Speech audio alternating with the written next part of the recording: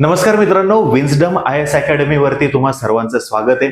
मित्रांनो, तुमच्यासाठी खास म्हणून आपण एक नवीन सिरीज सुरू केलेली आहे. करंट मध्ये ज्या ज्या काही गोष्टी चालू आहेत आणि ज्या आपल्याला परीक्षेसाठी महत्त्वाच्या आहेत, ज्याच्यावरती आपल्याला प्रश्न विचारले जाऊ शकतात, ज्याचं उत्तर लिहिणं आपण अपेक्षित आहे, असे सर्व इश्यूज आपण कव्हर करण्याचा या सिरीज मध्ये प्रयत्न करतोय. आणि आजचं आपलं हे दुसरं सेशन आहे. आज आपण चर्चा करणार आहोत वन नेशन वन इलेक्शन या संदर्भातली. आता माझा परिचय देतो. माझं नाव अरुणराज जाधव आणि मी गेले 7-8 वर्ष झालं MPSC UPSC जे विद्यार्थी आहेत त्यांना मार्गदर्शन करतोय. पॉलिटी, इकॉनॉमिक्स आणि करंट मध्ये ज्या ज्या काही गोष्टी चालू आहेत त्या सोप्या करून सांगण्याचा माझा प्रयत्न असतो. आणि आज मी तुम्हाला वन नेशन वन इलेक्शन हा संपूर्ण मुद्दा जो आहे तो सोपं करून सांगण्याचा प्रयत्न करणार आहे.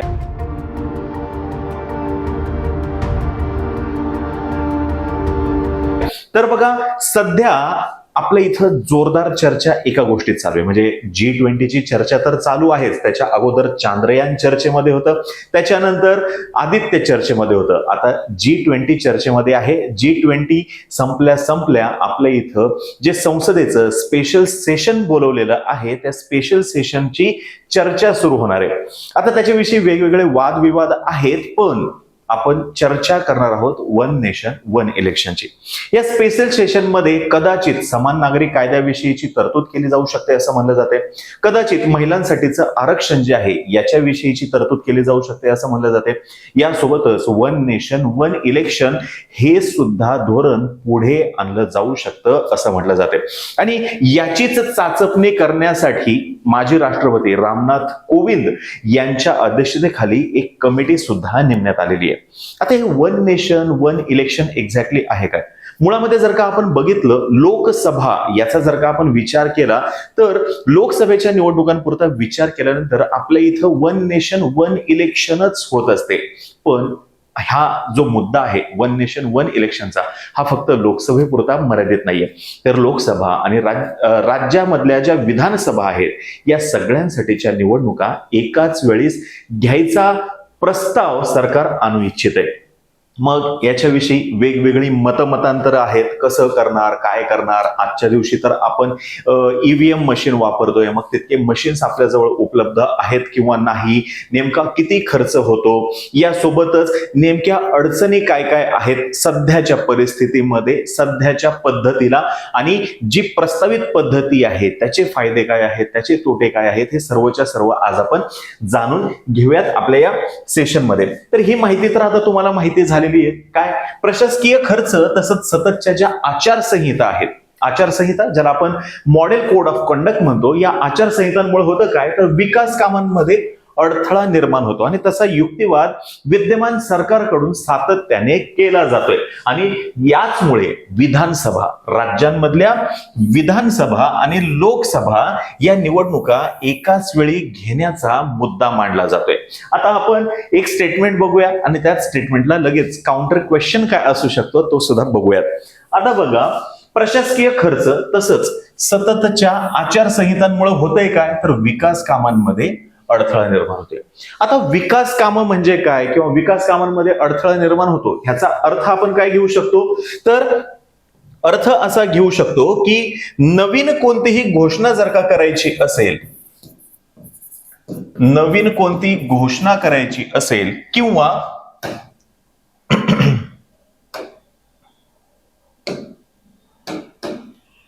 नवीन योजना जर का सरकारला आणायची असेल तर ही नवीन योजना आणण्यासाठी या आचारसंहितेचा अडथळा निर्माण होतो असं सरकारचं म्हणणं असल्याचं आपल्याला ह्याच्यातून लक्षात येत आहे. मग ह्याला काउंटर काय केलं जातं? मग दरवर्षी आपण बजेट नेमकं कशासाठी मांडतो? बजेट जे आहे या बजेटमध्ये आपण 3 गोष्टींची चर्चा करत असतो. आपण म्हणजे सरकार लास्ट इयरला काय केलं, करंट मध्ये काय चालू आहे, बरोबर आहे, आणि नेक्स्ट काय करणार आहोत. म्हणजे हा प्लॅन सगळा ठरलेला असतो ना. हमारी सरकार अगले साल महिलाओं के लिए 1000 करोड़ रुपया खर्च करेगी. सरकार कोणतेही असू द्या, पण अशाच पद्धतीने ते नवनवीन योजना सांगत असतात, त्यांचे प्लॅन सांगत असतात. मग एकदा जर का तुम्ही बजेट सेशन मांडून झालेलं आहे, त्याच्यामध्ये तुम्ही तुमचे नेक्स्ट प्लॅन काय आहेत, फ्युचर प्लॅन्स काय आहेत हे सांगितलेलं आहे, तर मग अशा वेळेस त्या राज्यांमध्ये सपोज कुठल्या XYZ राज्यामध्ये निवडणूक आहे तर नवीन घोषणा का कराव्या लागतात असा प्रश्न जे याच्यातले विश्लेषक आहेत, याच्यातले जे अभ्यासक आहेत ते विचारताना दिसतात. मग करायचंच नाही का वन नेशन वन इलेक्शन, मग सरकार चुकतंय का? तर तसं पण मत नाहीये. जर का सरकारला या आचारसंहितांचा कुठेतरी जाऊन जर का अडथळा वाटत असेल तर एक गोष्ट कदाचित करता येऊ शकते, कदाचित, म्हणजे अल्टिमेटली निवडणूक आयोग, सरकार आणि माजी राष्ट्रपती रामनाथ कोविंद यांच्या अध्यक्षतेखाली जी कमिटी नेमलेली आहे त्यांनी त्याच्यावरती विचार नक्कीच सुरू केलेला असेल की ज्या राज्यांमध्ये निवडणुका आहेत, म्हणजे उपाय काय करता येऊ शकतो. सपोज आता आपल्या इथं चालू आहे सप्टेंबर, ठीक आहे, सप्टेंबर मध्ये आपण उदाहरण घेऊयात महाराष्ट्रामध्ये एक्झामच म्हणतो इलेक्शन. नंतर जर का ऑक्टोबर आहे, ऑक्टोबर मध्ये जर का कर्नाटकमध्ये इलेक्शन आहे आणि डिसेंबर मध्ये जर का मध्य प्रदेशमध्ये इलेक्शन आहे, मध्य प्रदेश. मग काय करू शकतात तर ह्या तिन्ही राज्यांच्या निवडणुका एकदाच घेण्यासाठी प्रयत्न करायला पाहिजे आणि कमीत कमी फेजेस मध्ये तर घ्यायला पाहिजे. गेल्या काही वर्षांपासून जर का आपण बघितलं तर इलेक्शनचे फेजेस जे आहेत ते वाढत चाललेले आपल्याला दिसतात. मग हा एक उपाय त्या निमित्ताने करता येऊ शकतो की हा फेजेस जे आहेत इलेक्शनच्या त्या कमी करता येऊ शकतात, जेणेकरून ही अडचण सरकारला जी वाटतेय ती येणार नाही. यासोबतच गेल्या लोकसभा निवडणुकीचा खर्च जो आहे तो झालेला आहे जवळपास 55,000 कोटी. 55,000 कोटींचा खर्च आहे आणि अर्थात एकाच वेळी अनेक निवडणुकांची अंमलबजावणी सोपी नाहीये, नक्कीच सोपी नाहीये. त्यासाठी राज्यांची संमती घ्यावी लागेल, घटनेमध्ये दुरुस्ती करावी लागेल, कारण की अल्टिमेटली धक्का लागतोय कशाला तर संघराज्य याला धक्का लागतोय. आणि संघराज्य पद्धतीमध्ये जर का घटना दुरुस्ती करायची आहे तर आपल्याला बेसिक माहिती आहे, स्पेशल मेजॉरिटी आहे, यासोबतच अर्ध्याहून अधिक राज्यांची त्याला संमती पाहिजे आणि त्या राज्यांनी किती काळामध्ये संमती द्यायला पाहिजे याचं कोणतंही बंधन त्या राज्यावरती नाही. हे बेसिक आपल्याला सगळ्यांना माहिती आहे. आता हाही मुद्दा लगेच क्लिअर करूयात. हा 55,000 कोटीचा एक, आता बघा आपल्या इथं जो काही एकूण अर्थसंकल्प आहे, एकूण अर्थसंकल्प आपला एका वर्षाचा गुणिले 5 वर्ष करूयात, गुणिले 5 वर्ष, कारण की 5 वर्षासाठी लोकसभा असते किंवा 5 वर्षासाठी विधानसभेचा कार्यकाळ आहे.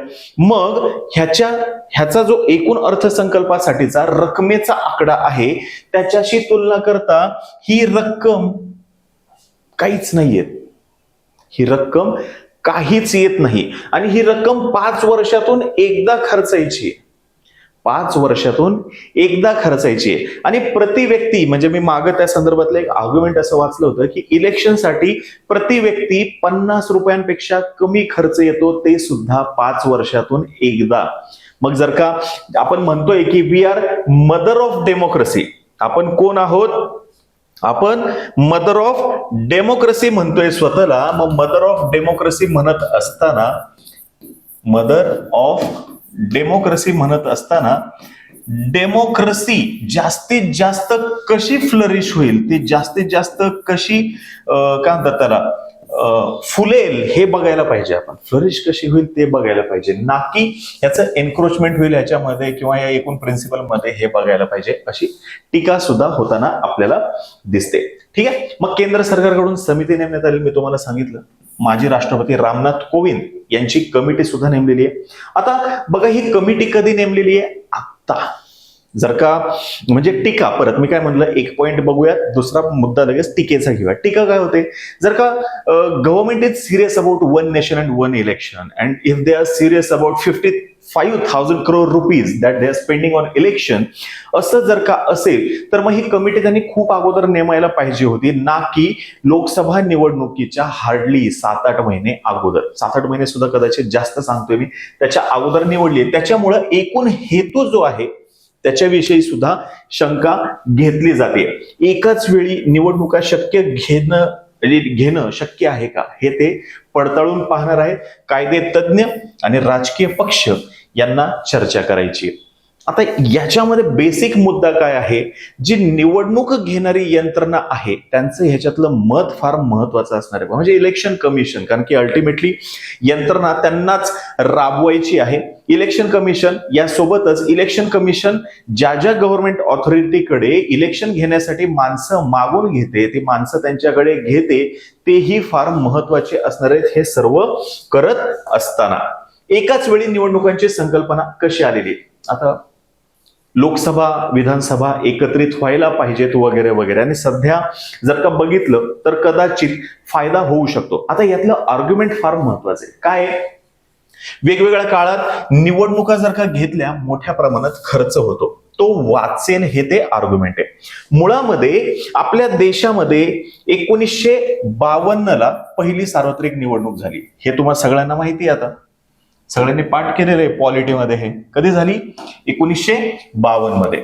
नंतर पुढची झाली 1957, 1962 आणि 1967 पर्यंत ऑलमोस्ट 1967 पर्यंत ऑलमोस्ट लोकसभा प्लस विधानसभा यांच्या निवडणुका या एकत्रितच होत होत्या. सुरुवात होती, नवीन राष्ट्राची निर्मिती होती, पण असं काहीच अपेक्षित नव्हतं की ह्या एकत्रित व्हायला पाहिजे, तशी तरतूद सुद्धा केलेली नव्हती. आणि 1971 मध्ये इंदिरा गांधी यांनी लोकसभा जी आहे ती मुदतीपूर्वी विसर्जित केली. 1977 मध्ये आणीबाणीचं झालेलं आपल्याला सगळ्यांना माहिती आहे, आणि तेव्हापासून हे जे मिटलं गोष्ट ते मिटलीच. म्हणजे तेव्हापासून मग राज्यांच्या वेगळ्या, लोकसभेच्या वेगळ्या हे सुरू झालेले. आणि 1967 हा खरं तर फार महत्वाचा पॉइंट आहे बघा. 1967 पासून प्रादेशिक पक्षांचा आपल्या इथं उदय झालेला दिसून येतोय. प्रादेशिक पक्ष असं म्हणा किंवा प्रादेशिक अस्मिता म्हणा, ह्याचा काय झालेला दिसून येतोय, आपल्याला उदय झालेला दिसून येतोय, आणि ह्याचा त्याच्यावरती वर्चस्व राहिलेला आहे. मग तेव्हापासून ते आजपर्यंत, म्हणजे कधीपासून 1967 पासून ते आजपर्यंत आपल्या इथं लोकसभा आणि विधानसभा यांच्या निवडणुका, सर्वच राज्यांच्या विधानसभेच्या निवडणुका एकत्रितपणे होत नाही. आता महाराष्ट्राचं जर का उदाहरण घेतलं, लोकसभेची निवडणूक झाल्यानंतर 4-5 महिन्यामध्ये लगेच महाराष्ट्राची निवडणूक असते. लोकसभेसोबत 4-5 राज्य असे आहेत की ज्यांच्या निवडणुका होतात सुद्धा, आणि ते पुढं मागं आजच्या दिवशी होताना दिसते. आणि हे पुढं मागं जे होणं आहे हे आपल्या संघराज्य पद्धतीसाठी अनुकूल आहे असं मत आहे.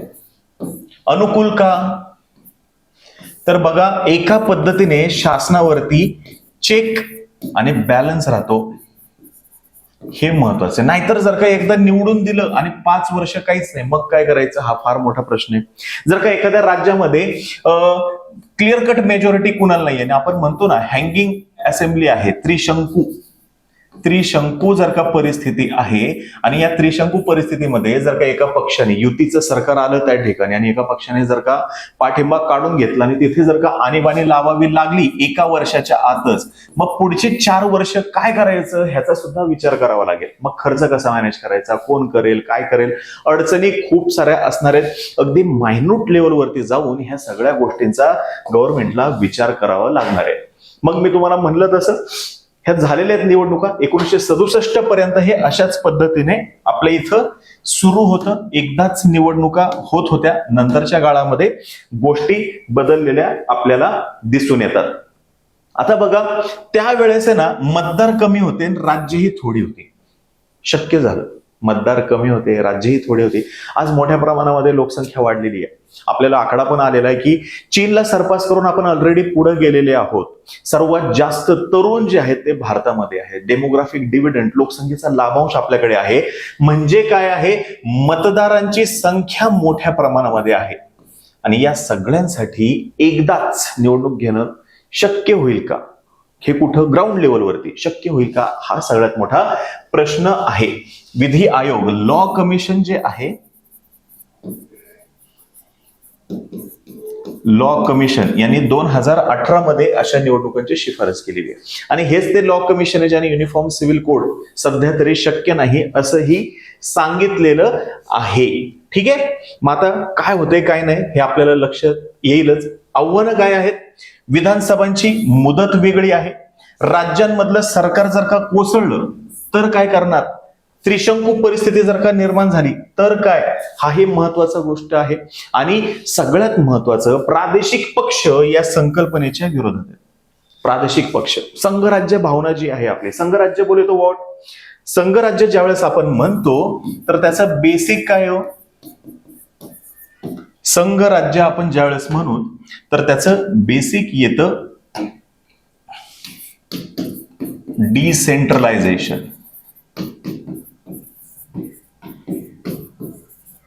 बेसिक काय आहे, डिसेंट्रलायझेशन. डिसेंट्रलायझेशन म्हणजे काय, सपोज हे वर्तुळ आहे, हे केंद्र आहे, तर या ठिकाणाहून, या केंद्रामधून सत्ता जी आहे ही सर्व घटकांपर्यंत पोहोचणं अपेक्षित आहे.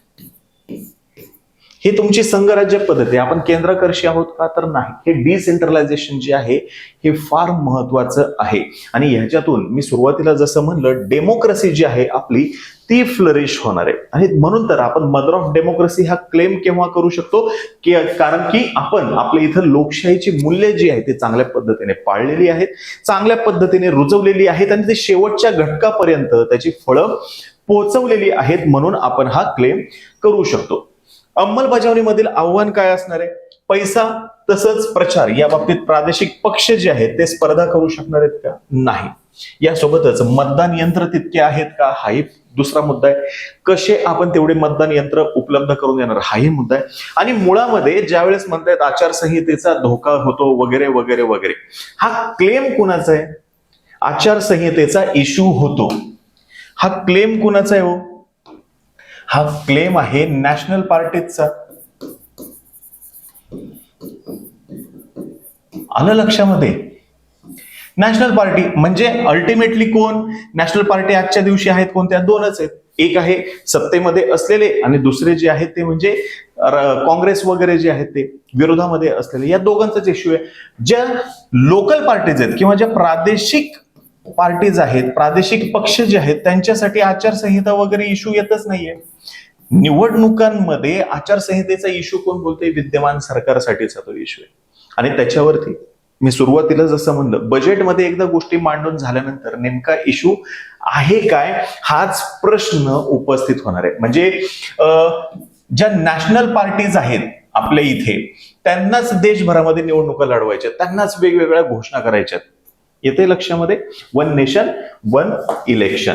राज्यघटना आणि लोकप्रतिनिधी कायदा जो आहे 1951चा लोकप्रतिनिधी कायदा, म्हणजे आपण सतत ते वाचतो बघा, लाभाचं पद ऑफिस ऑफ प्रॉफिट, ते कुठे, इथं 1951चा लोकप्रतिनिधी कायदा. मग 2015 पासूनच केंद्र सरकार आग्रही आहे कशा संदर्भात, वन नेशन वन इलेक्शन यासाठी. आणि देशात लोकसभा आणि विधानसभा या दोन्ही निवडणुका एकत्रित व्हाव्यात अशी त्यांची अपेक्षा आहे. आणि निवडणूक आयोग सुद्धा 1982 पासून तशी मागणी करताना दिसते.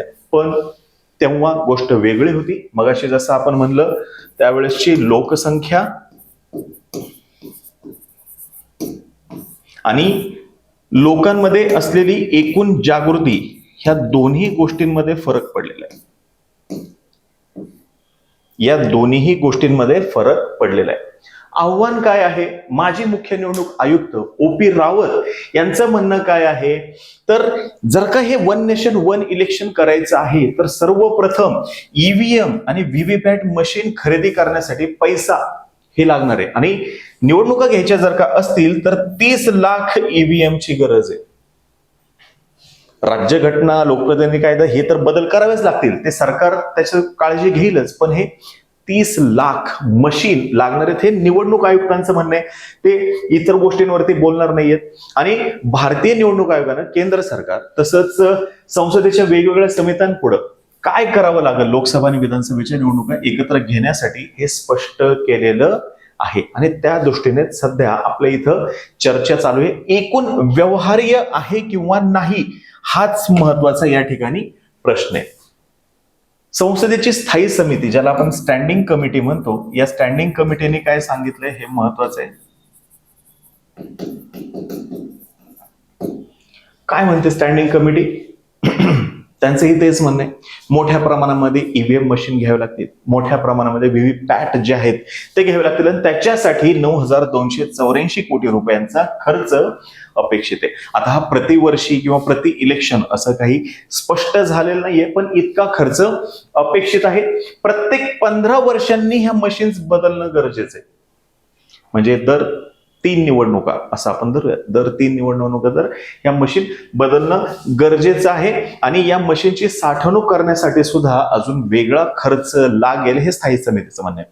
पण जर का ह्या मशीन्स जर का घ्यायच्या आहेत तर त्याच्यासाठी 10,000 कोटीच्या आसपास खर्च जर का येतोय, तर त्या मशीन्स मेंटेन करण्यासाठी तितकाच खर्च येईल असं अपेक्षित करूया किंवा त्याच्यापेक्षा दुप्पट खर्च येईल असं अपेक्षित करूया. तरी सुद्धा गव्हर्नमेंट असं म्हणू शकतं कदाचित, तरी सुद्धा आपले 20-25 हजार कोटी रुपये वाचतायत म्हणून. ठीक आहे. संपूर्ण देशात एकत्र निवडणूक घेणं आर्थिक दृष्टीनं आणि सुरक्षेच्या दृष्टीनं आव्हानात्मक आहे.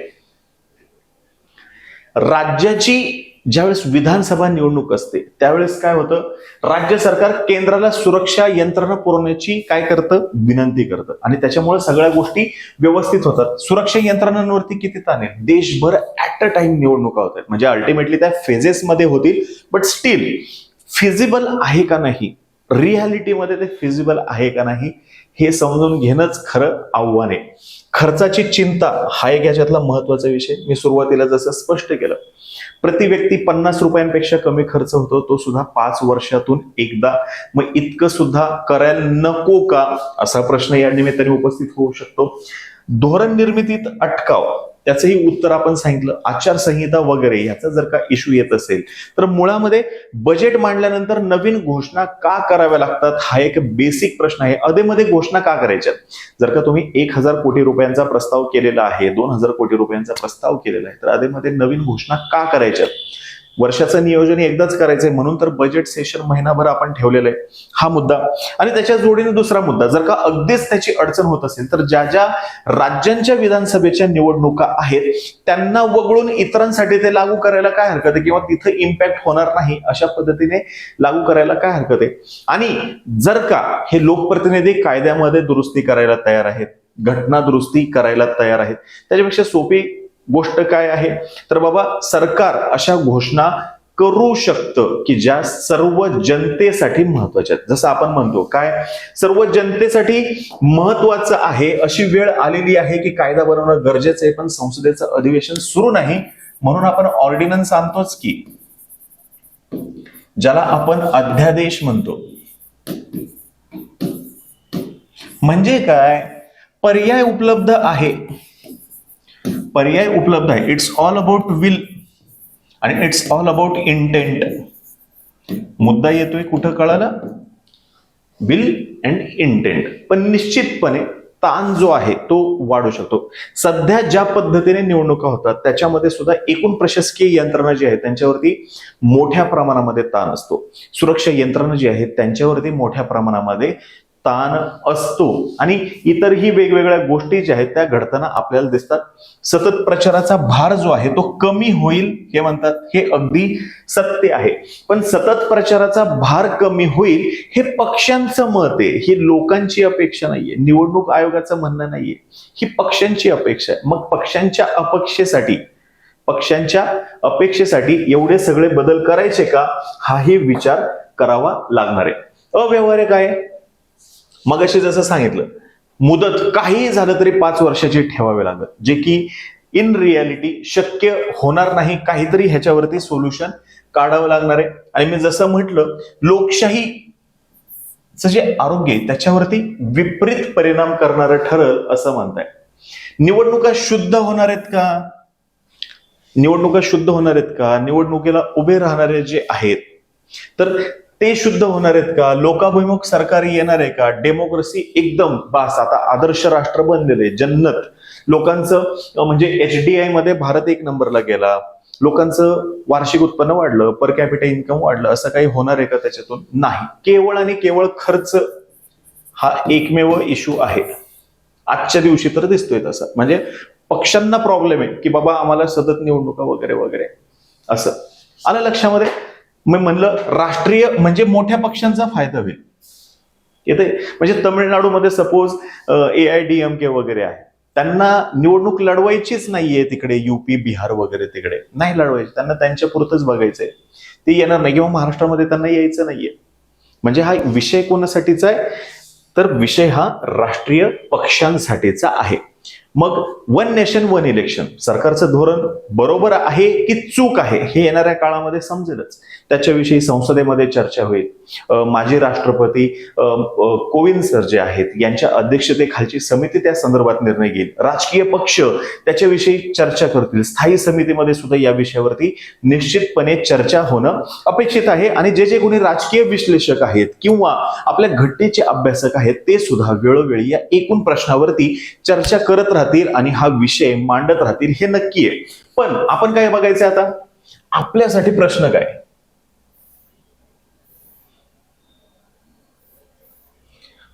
प्रश्न काय बघा, एक राष्ट्र एक निवडणूक, वन नेशन वन इलेक्शन ही निवडणुकांसंदर्भातली एक महत्वपूर्ण सुधारणा आहे ज्याचा सरकार गांभीर्यानं विचार करते.